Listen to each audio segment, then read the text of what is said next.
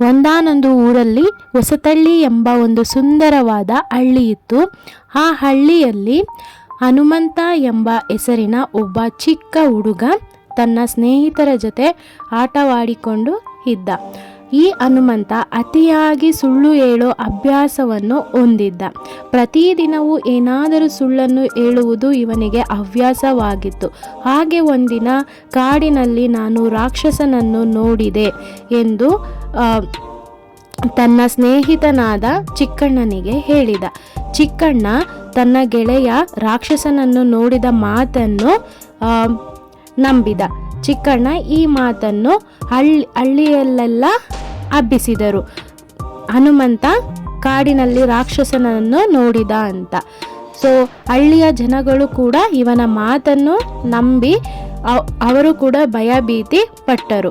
ಹಾಗೆ ಒಂದಿನ ಹನುಮಂತ ಕಾಡಿನಲ್ಲಿ ಆಟವಾಡುತ್ತಿರುವಾಗ ಒಂದು ಸಿಂಹವನ್ನು ನೋಡುತ್ತಾನೆ.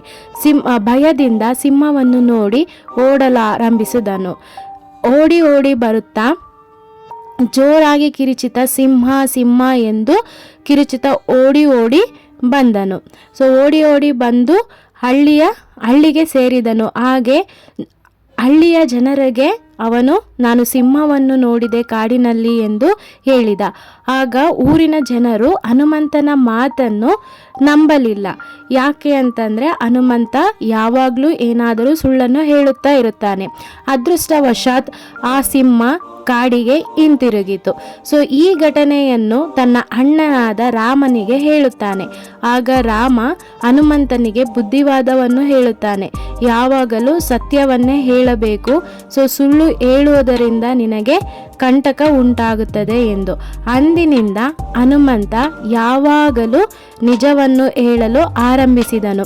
ಇವನ ನಿಜ ಹೇಳಲು ಆರಂಭಿಸಿದ ನಂತರ ಹಳ್ಳಿಯ ಜನಗಳೆಲ್ಲ ಇವನ ಮಾತನ್ನು ಕೇಳಲು ಆರಂಭಿಸಿದರು. ಹಾಗೆ ಹಳ್ಳಿಯ ಜನರೆಲ್ಲ ಹನುಮಂತನ ಮೇಲೆ ನಂಬಿಕೆಯನ್ನು ಇಟ್ಟರು.